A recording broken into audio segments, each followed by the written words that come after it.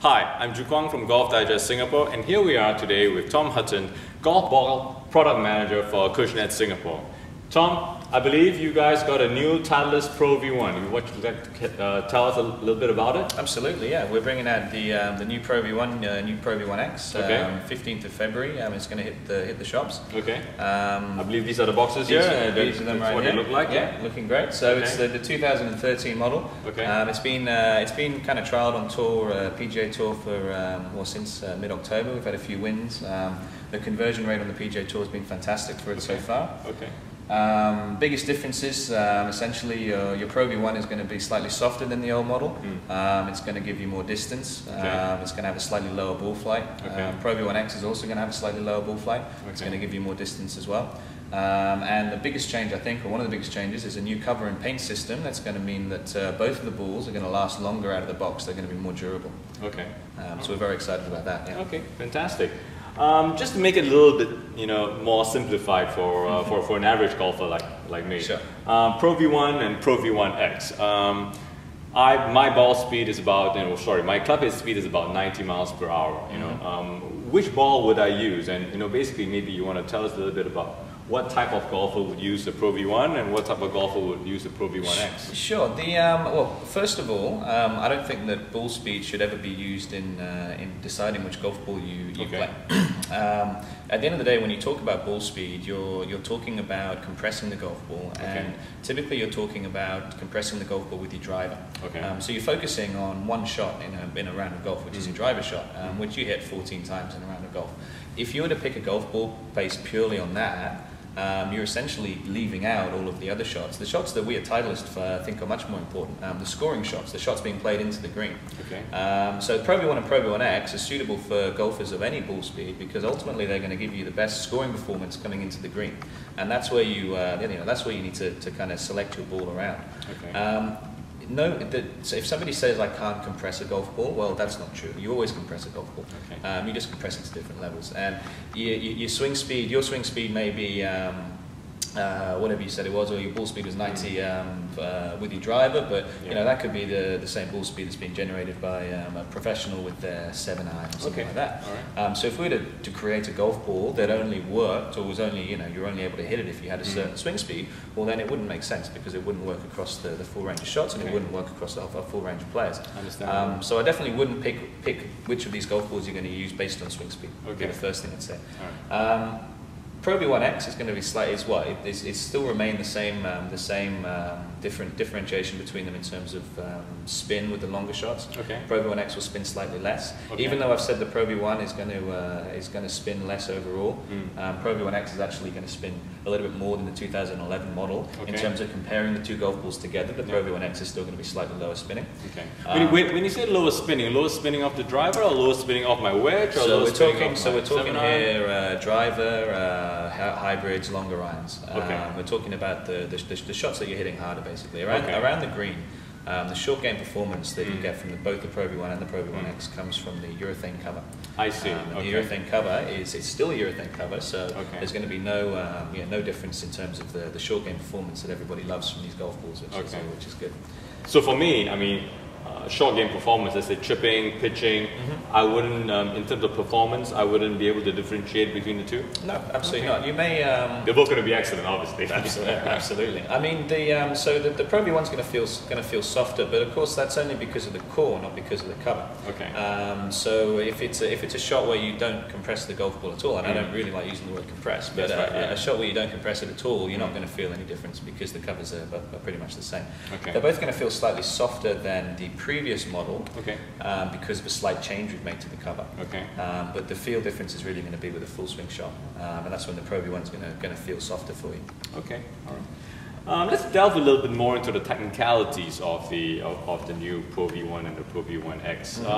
I believe it's got a new core for the ProV1x. You want to tell us a little bit about that technology? Yeah, well, it's the same dual core, but the difference is when we introduced the 2011 ProV1, we introduced a process called the ZG process. All right. And we've now introduced that to the center core of the ProV1x as well. Okay. Now, essentially, the ZG process enables us to more consistently bake the cores when they go into an oven.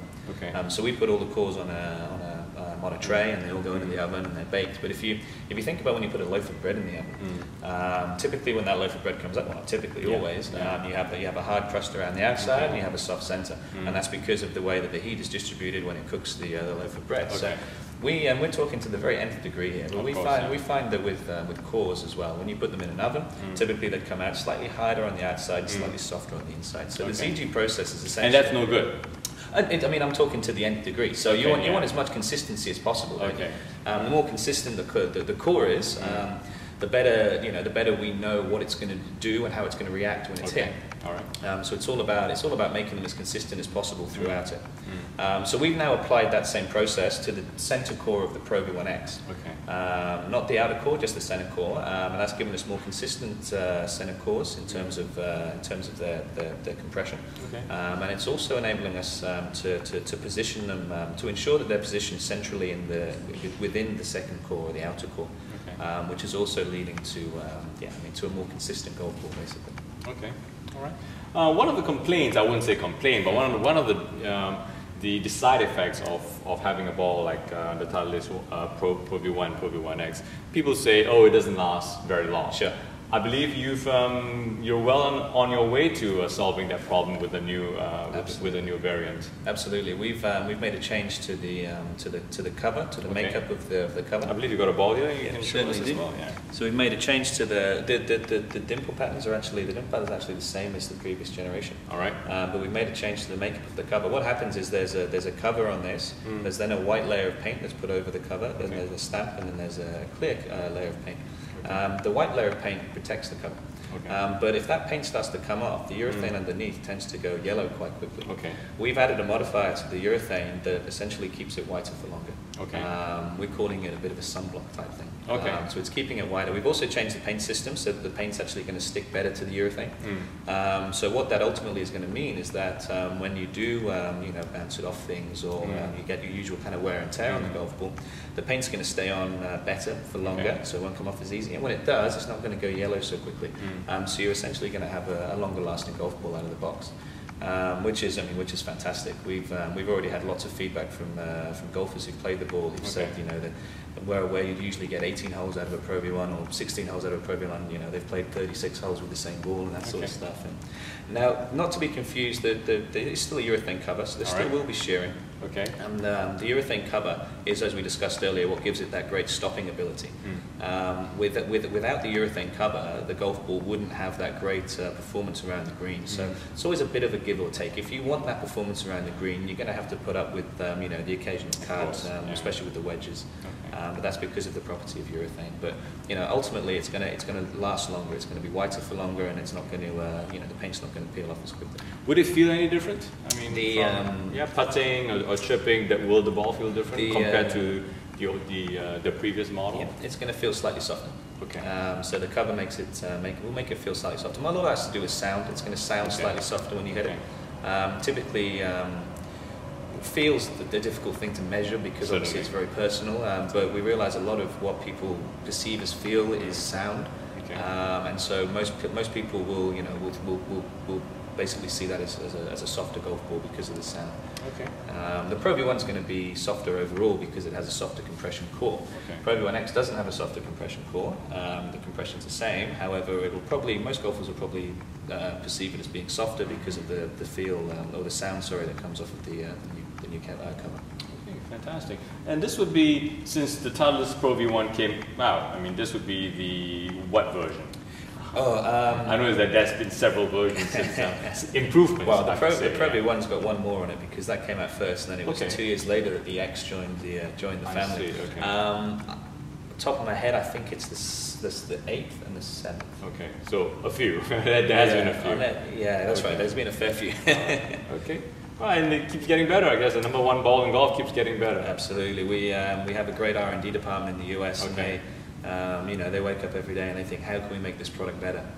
The reason we continually relaunch the product and come out with new ones is because we can make it better. So we do our best to obviously deliver the best product we can to the golfers out there. Fantastic. Hopefully help them lower their scores. Fantastic. And in Singapore, when will these balls be in the market? 15th of February. You'll see them on the shops. Okay. In the shops, yeah. Very soon. Very soon. That's right. Okay. Fantastic. Thank you very much, Tom. Okay, no problem. Appreciate your time. Thanks, Jukwang. I'm Jukwang from Titleist Singapore, and here we've been with Tom Hutton from Acushnet Singapore talking about the Titleist ProV1 ProV1x balls. Thank you.